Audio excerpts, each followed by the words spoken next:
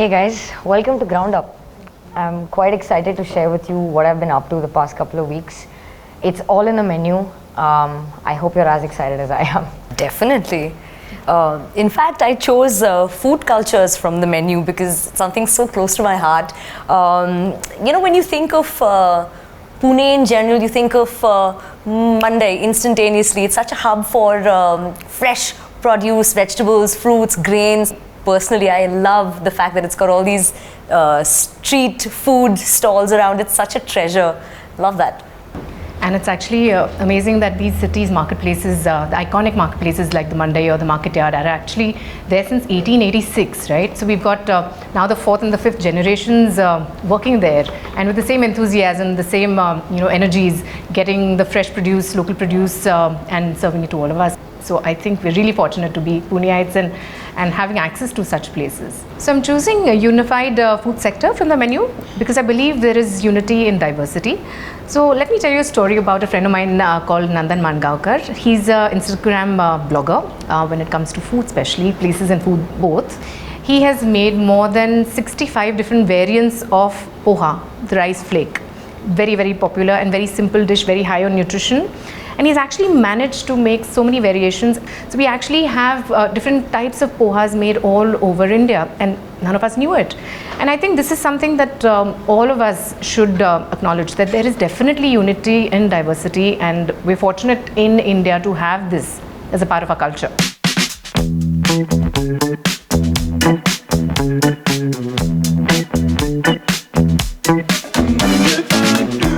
Going back to the menu, I think I chose sustainability because the kind of exchange that I have tried my best to have with farmers around. I feel like just cooking doesn't cut it for me. I mean, I think everybody can cook, anybody can cook, and anybody can open a restaurant.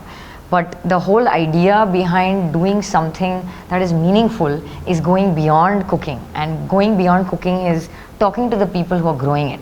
And which is why the engagement with farmers right from the beginning of Ground Up, I've tried to make sure that I can understand what it is like to grow food. And if I don't understand how to grow food, I don't think I should cook it.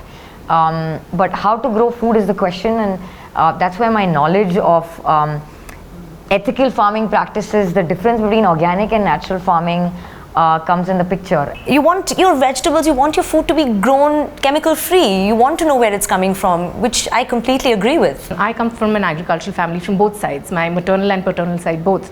And I've really seen them work very hard and use all the kind of organic and chemical free methodologies of actually growing different kinds of plantations at our farms. And that is something which I think everybody should emulate, and they are doing it. I'm not saying they're not, but still I think it's a gradual process where 100% implementation is yet to happen, but I'm sure we'll get there. It has to be every single person who's a part of this chain, right from the person who's eating it to the person who's influencing what that person is eating. So it's chefs, it's just everybody who's cooking. It's demand and supply. I can't just talk about sustainable agriculture and not eat sustainable stuff. So I feel like it's all the responsibility of all the parties here. I used to read a lot about food. I loved watching the shows, reading up, sort of Googling it and stuff like that. And the lockdown gave me the free time and the opportunity to get into the kitchen and kind of put all of these things into practice a little bit. And I can't believe that I can actually say that I can cook now thanks to the lockdown. I feel like the industry that we're in, everybody's chasing time. Time is of the essence. And in a situation like mine, when I have time, I can't think of anything better than to explore fermentation, because the one thing that fermentation needs is time. And I think the pandemic gave us that luxury to another level. And now I can't wait to get the food out. So I think I'm going to do that now. Perfect. Looking forward to that. I know, it sounds delicious.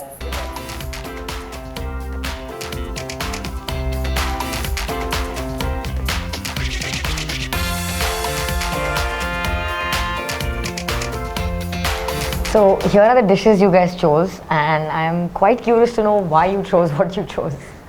So I chose the roasted red potatoes, kodo millet salad with raw mango. I know it sounds like a mouthful, but I can't wait for a mouthful of this. It's such an amazing plant-based dish. It's perfectly in alignment with what I'm trying to do, which is eat cleaner, be a little more conscious about what I'm trying to put into my system in general. And it's perfect, it's creative, I love that. So I chose the charred eggplant dish because I'm somebody who loves trying to source everything I make locally and trying to keep things in season. And this dish end to end is exactly that. And I've chosen the rice cake here, and it looks extremely aesthetically appealing as well. And as we know, in India, all of us would typically order desserts, keep it right at the center and share them all. That's the kind of culture that we come from. Let's dig in. Let's dig in.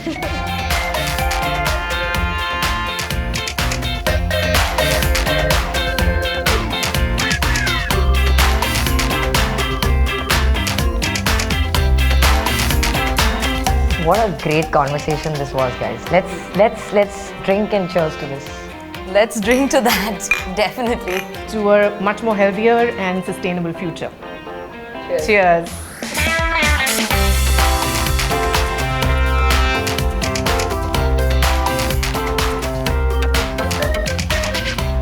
Fabulous. A round of applause for that video, I think. Yeah. How great to hear from some Puneites, 3 women. And I also always love listening to chefs because they're so passionate, and respect to this chef because she's very into fermentation, as am I, so I should connect with her and we can talk about kimchi sometime. Also, those dishes, as we edge closer to lunch, those dishes look pretty good and my stomach is rumbling. But I hope you have all had a good break and you've come back refreshed, suitably caffeinated for session 3, which is all about cities leading food system transformation. So this session is about the unique role that city authorities can play in food system transformations, and cities do have a vital role in the transformation of food systems because they can see the effects on their citizens that these systems have. They are closer to the communities than national governments. They also have a role in creating food culture in a place, and I felt like we really got that sense in that video from Pune. You know, what the high street will look like to how traditional cuisines are celebrated. And cities have also demonstrated that they can mobilise leadership and action more effectively than national governments.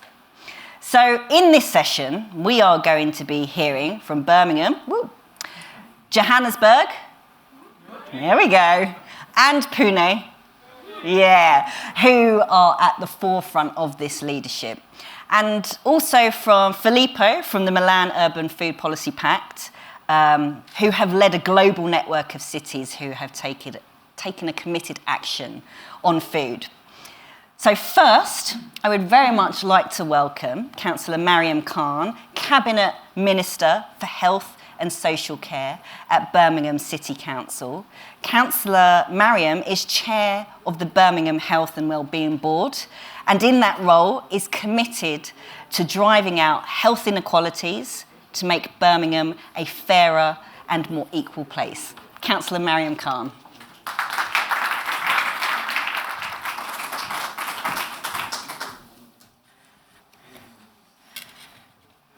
Thank you, Leyla, for that introduction. Welcome to Birmingham. You join us at such an exciting time, and I am delighted that you get to see my home city looking its sparkling best. I'm delighted to be here with you today, having become Cabinet Member for Health and Social Care in the city just 10 weeks ago. I have a huge amount of work within my portfolio, but so far, the work that we are doing on food systems has been amongst my favourite to learn about. So I'm really pleased to be able to learn today from yourselves and hear about what is happening in other cities in this field. But first, let me tell you a little bit about what's been happening in Birmingham. Since we signed the Milan Urban Food Policy Pact in 2016, Birmingham has been actively involved in developing a food system strategy for the city. We're a city that is committed on being bold, both on a local level and on a global platform. The mantra, think global, act local, describes the approach that we have taken. Since the start of our journey, global colleagues have said that they would like to see more partnership between cities.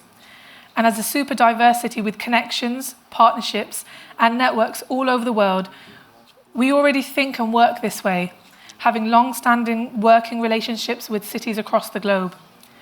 In 2017, we established a food system partnership with a city in India called Pune.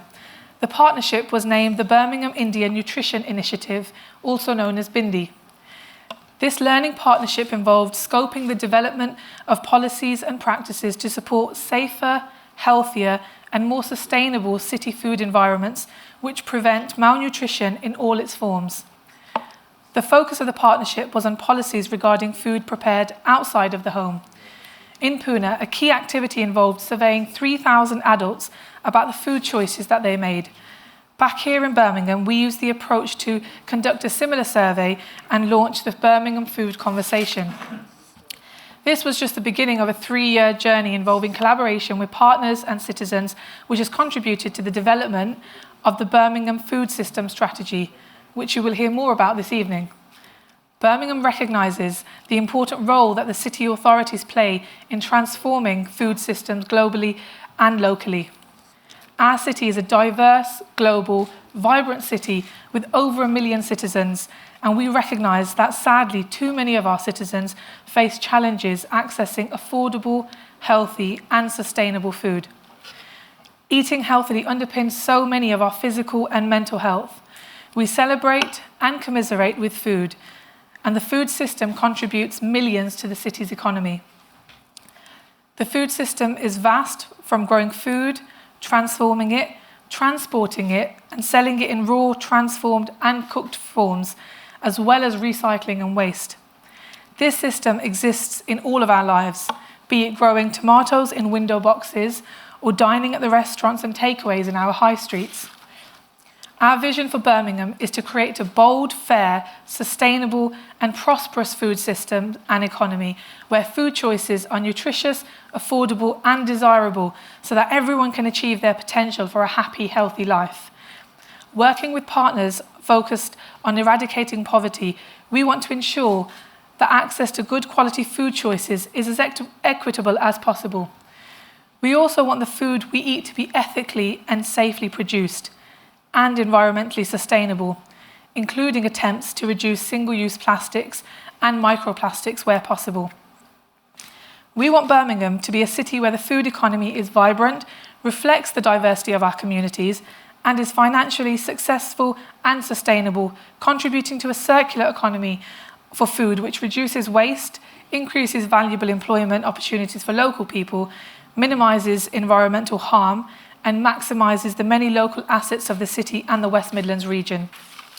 As part of our work to create a healthy food city, the Council is taking part in a series of international collaborations working together to tackle food systems in cities and thereby improving health outcomes for people. The Council works in partnership with the Food Foundation to maximise the potential of these collaborations, and the work is overseen by the Creating a Healthy Food City Forum of the Health and Wellbeing Board, which I chair and is managed by the Council's Food Systems team. As well as the Milan Urban Food Policy Pact and BINDI, we're also engaged with the Delise Network, a Horizon 2020 project, and of course Food Cities 2022.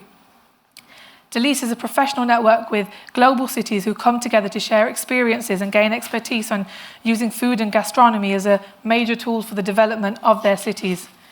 The Delise network aims to build competencies, provide inspiration and share experiences. Due to the challenges faced by the food system, the emphasis is shifting from gastronomy to policy levers, and as such, Birmingham City Council is assuming lead organisation status for the city partnership.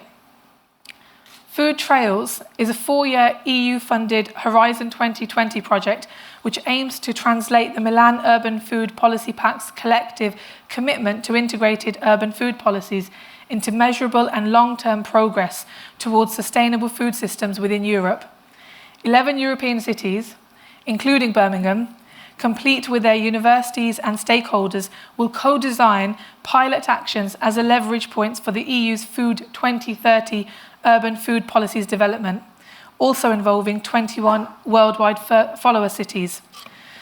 And finally, There is the Food Cities 2022 network, which aimed to expand the Bindi partnership to involve more cities from Asia and Africa and elsewhere in the Commonwealth in the run-up to the Commonwealth Games.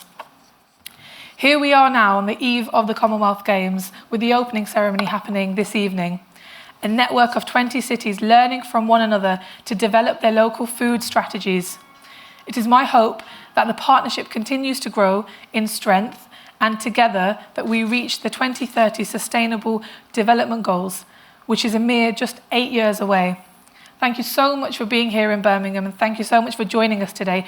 And I'm really keen and looking forward to hearing a lot more about your food strategies. Thank you.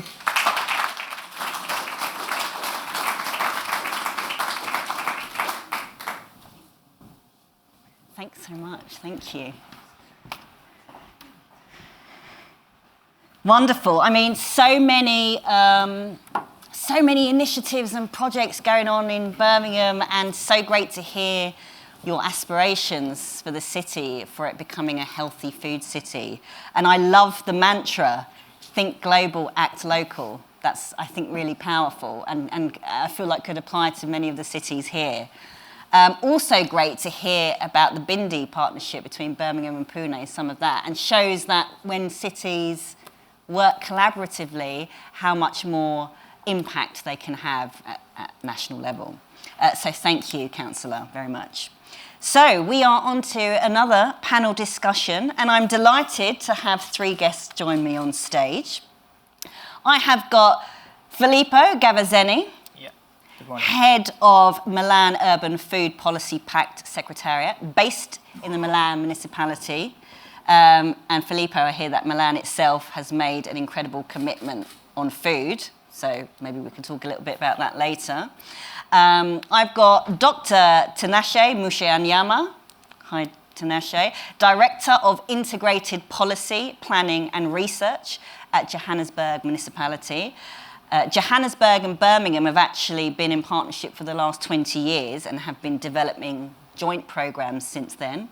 And I've also got Mr. Madhav Jagtap, hello, Deputy Municipal Commissioner at Pune Municipal Corporation. And this work all began when Birmingham and Pune created that partnership, Bindi, to work together on improving food environments when eating out of the home. So thank you all for joining me. So great to have you up here. How has your morning been? So far, so good. Yes. Excellent. We aim to continue on that trajectory. Filippo, I'm going to start with you. So there are now about 240 signatories to the Milan Urban Food Policy Pact, which is a great number. Can you tell us what actually motivates a city to join in the first place? And what does joining actually mean? Yeah. So thank you so much, first of all, for hosting the Milan Urban Food Policy Pact. It's a very important moment for us. There are here 20 cities, quite old signatory city of the Milan Pact. So thank you for giving us the opportunity, and also thanks to Councillor Khan for the insightful introduction. So we are quite now 250 cities, because in the last few days many cities from Southwest Asia joined the Pact, and I will explain later on why. Fantastic. So since 2000 well, the Pact is the first and the foremost network of cities that are committed to drive the change in the food system. So it's a perfect panel, let's say, here. Since in 2015, during Expo, we were 100 mayors that signed this commitment in Milan, and now we are 250. So, and we are with some cities that support the Pact since the very beginning. Also, just let me mention that we are, let's say, widespread in all continents, and this has made possible also thanks to the great input and contribution from partners, regional and international partners, like the Food Foundation, for example. So, what animates a city to become part of the Pact? Basically, we share these cities, this mayor, this office, these people at the end, because it's a network of cities, but we are people. So we are very committed to drive the change in the food system. We share the same objectives, and the Milan Pact Secretariat is supporting, let's say, the efforts of mayors and officers that are struggling, let's say, in their everyday working life to innovate, let's say, their food policies in their cities. We provide, why does this commitment? Because it's a really working, tangible, let's say, tangible network.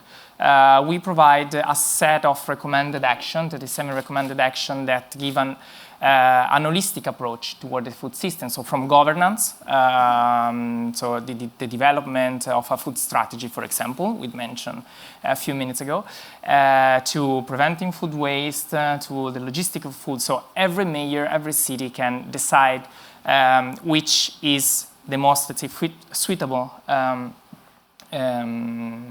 recommended action depending on the political priority and the environment.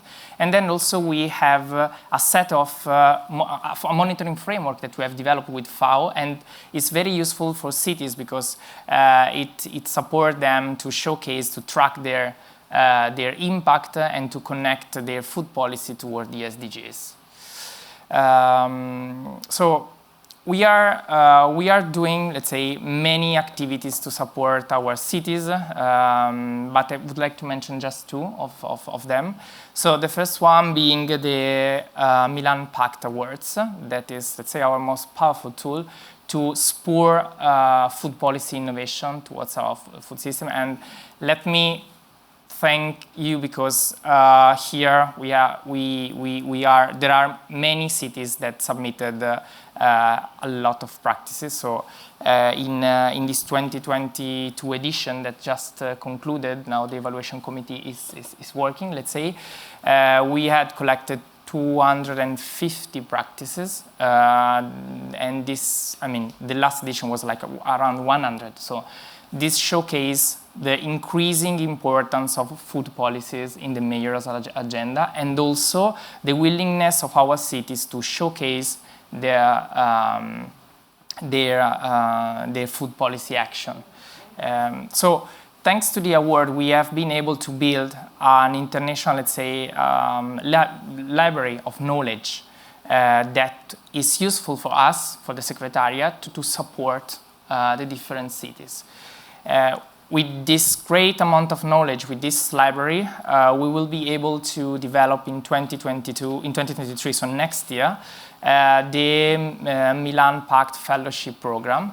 It will be, let's say, a framework accelerator of to support cities, thanks to the input that we have received through the Milan Pact Awards, because we are also connecting challenges and learning needs, not just strengtheners of the policy. So we will be able to create programs of field visit, trainings, meetings, and conference to support city exchange. And the other one is the organization of regional forum and global forum. This is, as we are here today, an important moment of collaboration, cooperation, and important moment to meet the people. So we will hopefully host you all in the beautiful city of Rio de Janeiro next October. Also cities and partners. The main theme will be Feed to Food, the Climate Justice. So that, I mean, we talk a lot about this early in the morning. And that will be also the moment in which we will release the awards winner of the Milan Pact. And finally, we are also organizing like regional forum, because at the same time we feel that regional contexts have more similar challenges and similar possible solutions. So we have just in June we have organized the forum in Almere for European cities, and in 3 days we will be in Bandung, Indonesia, for the first ever Asia Pacific regional forum under the umbrella of the G20. There, the team will be ensuring food security through food production, urban farming, basically. So going to the conclusion, thanks again for this important moment. We will be happy, let's say, to carry on this insightful discussion in Rio de Janeiro in 2 months. Thank you. Thank you, Filippo. Thank you. I'm loving how the submitted practices have made this international library of knowledge, which then helps the new cities joining, and it's like a circular thing. I think that's really nice. Dr. Mushayanyama, Ukhandat. Have I pronounced that right? Ukhandat. How are you? In Afrikaans? No. Okay, that's probably my accent, don't worry. There I was practicing. Thanks for joining us. So, question for you. The city of Johannesburg is one of the original 100 cities that signed the MU-FPP. Can you share with us the focus of the food strategy in Johannesburg? Yeah, no, thanks very much. Let me start by indicating that the city of Johannesburg has got many challenges that we are dealing with. It's a city with one of the highest levels of inequality and high poverty rates. Another challenge that we have is the high population growth as a result of the perceptions that it's a city of opportunities. And all those challenges needed to be taken into context in the food security policy that we are reviewing. So currently the city is actually reviewing a policy on food. We call it a food resilience policy. This policy is currently undergoing the public participation. There's quite a number of learnings that we got from being the club of the Milan Pact, as well as the Food Cities 22, going towards the 2030, aiming for zero hunger. It's one of our priorities. And the issue of food security, which is fascinating for me, and which we are actually proposing in the policy that we are reviewing, is the transversality of the matter. Yesterday and today, when I met different people, one of the questions that I was asking is, what did you study at your university or college? The reason why I was asking that question is because I wanted to get a sense of who actually is involved in food security related matters. And I can tell you that we've got many different backgrounds, many academic qualifications. It shows you that the food security is actually a matter of, it's a transversal matter. It's a matter that requires different backgrounds. And even where the food security is located in cities, I've actually observed yesterday and today that people are from the different departments within their cities. And the question that comes is that where do we actually locate food security in an effective way, where we can coordinate it? In the state of Johannesburg, it is located in social development. But because of the transversality of the matter, it's quite difficult to effect change in another department, let's say transport, which is very key to bring food closer to people. So one of the things that we are learning is that the coordination of food security issues need to be located in an office with authority. For us, in the city of Johannesburg, we do recommend like office of the executive mayor or office of the city manager. Or some of the cities, they call it the chief executive officers. That's fine, but it becomes the key department that should actually drive the key performance indicators that are related to food security. Another thing that we've learned is that because of the high urbanization that is happening in the city of Johannesburg, very soon, sooner rather than later, we'll be having problems of land. And we need to change the approaches to urban agriculture. We've been focusing more on the traditional approaches. And it's now time that we invest. We actually have got the funding that we applied to invest in the feasibility studies around the use of technology and smart methods to urban agriculture. Looking at the vertical agriculture, how best can we do that in the city of Johannesburg, and conversion of the dumping sites into urban farming. Another fascinating issue, I heard in the first session people spoke about the middle class, but let me speak about the aspiring or the aspirant middle class in the city of Johannesburg, which often wants to associate itself with eating the exogenous food varieties. And what we are saying is that there is a need to also focus on the local varieties of food. There are many benefits around it. First of all, we don't need to be dependent on the international value chains, on chemicals. You know, we know the disruptions that are happening, and with the local varieties, they grow because they've adapted to the environment, and they can withstand the climatic conditions that are in our area. So it's one of the things that we're looking at, and also they are cheaper. So we are talking of affordable food, and in addition to that, they are nutritious. The last thing that I would want to put on the table in terms of the learning is that in order for this to happen, this organic farming and local varieties, we need to tap and improve on our indigenous knowledge management systems. Particularly, while we are reviewing the food policy, which is transversal, we are also reviewing the policy for elderly in the city of Johannesburg. And I want to link the two, the elderly policy and the food resilience policy. It is the elderly people that know the local varieties that used to grow in Johannesburg. And when you walk about with them, they will tell you that on the shelves in the supermarket that, oh, we used to see these varieties. Where have they gone to? They know how to grow them. They know the methods and etc. So we need to harness that and improve that indigenous knowledge management system to make sure that at least we increase the production of those affordable and nutritious foods. Just in less than a minute, another issue that we are also focusing on is the rural-urban linkages, to identify beyond the city of Johannesburg communities that are growing certain produce that we can link with them.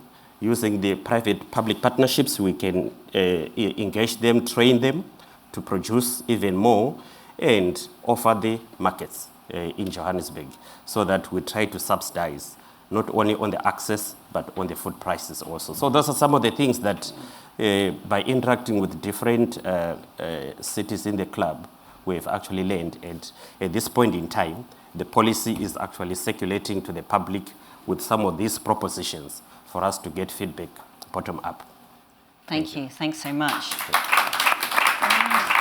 I love the investigative work you did, asking people their sort of backgrounds, and from that you've ascertained that it's people from food security issues need people from different backgrounds working on it to get all of those different angles, and that your advice of the Office for Food Security needing to be based in one of authority, I think is something that will resonate with cities, and also knowledge of Indigenous elders, because they are the people, as you say, who know what has worked for centuries. That's varieties of crops that have been passed down, which have kind of gone out of fashion because of industrial growing, but we are now realising the importance of local produce that's evolved to grow in that particular climate and that environment. So that was really fascinating. Thanks so much. And Mr. Madhav Jagtap, last but not least, of course. So since participating in Bindi, so that's the partnership between Birmingham and Pune, Pune has secured funding from the World Bank to implement a pilot programme of urban food systems. Can you talk to us about some of the initiatives that are being implemented from that?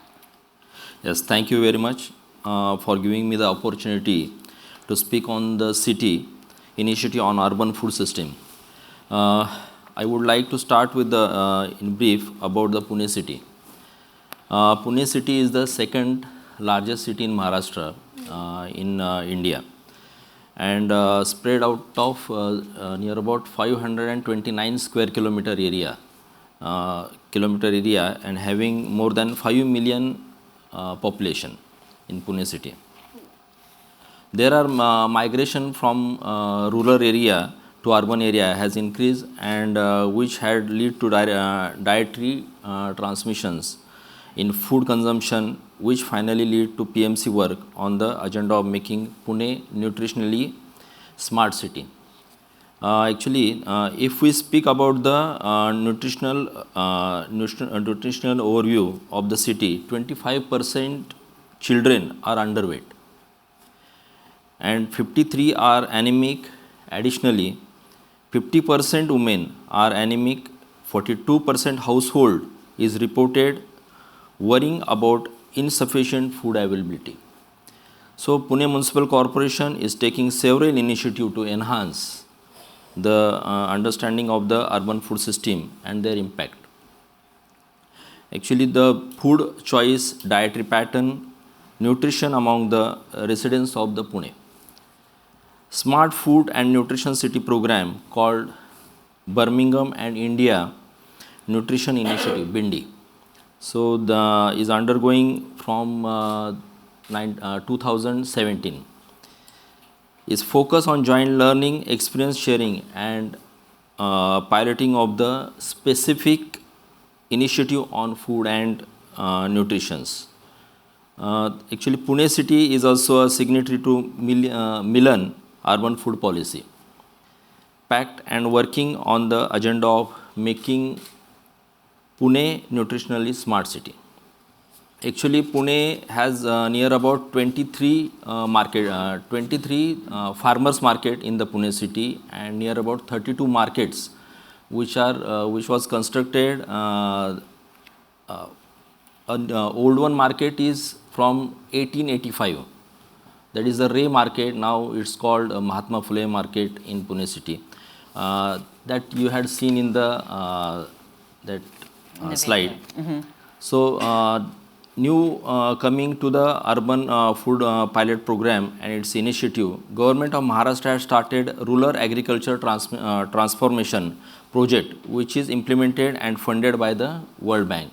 So, in that we have started construction for the farmers, temporary shelters, temporary toilets, and some facilities to the farmers. The farmers, they produce their vegetable in the farm and they sell directly to the come to the city, and they selling to the citizens.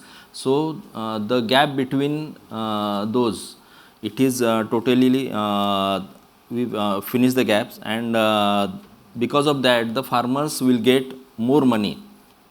So, the citizens will get the fresh vegetable. Aim of the urban food pilot program is to improve nutritional intake of the citizens by providing healthy food and adopting suitable policy decision at multi-level governments. There are 4 major components under the program are the behavioral changes communication campaign about nutrition and safe food in association with all stakeholders of the city, like hotels, street vendors, as you see in street vendors, restaurants. In Pune city, there are near about 15,000 street vendors.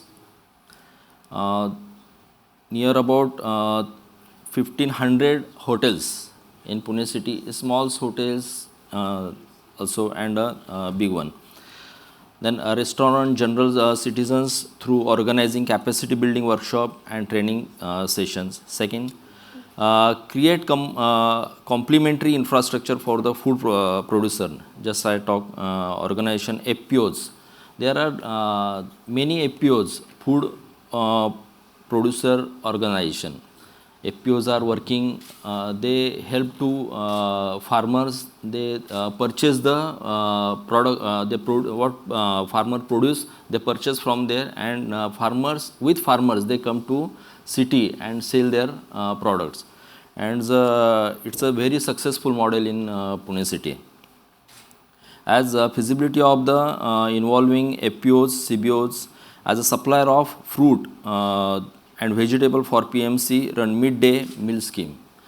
Pune city, in the Pune city, midday meal also we purchase the fresh vegetables and other things, grains from the farmers directly. So it is also very effective. Access to post-harvest infrastructure. Actually, we helping the farmers. That FPOs helping the farmers. They are giving the guidance to the farmers how to grow the what type of vegetables have to grow that and what type of machinery also using. They are giving every guidance to the farmers, and that's why the uplifting of the farmers is naturally is there. Improve goat meat value chain through upgradation of existing PMC slaughterhouses and APEDA registration. Third one is that Food and Agriculture Organization FAO study on healthy diet and nutrition in Pune. So the Pune multi-stakeholder group has been formed with objective to create a high-level strategy grouping combining the effective, the different food system component. It includes government, government, civil society, private sectors, and UN representative with the common objective to deliver healthier diet for the residents of the Pune. So, with all the initiative, Pune Municipal Corporation believe we will ensure sustainable food system and improve nutrition in the Pune. Thank you so much.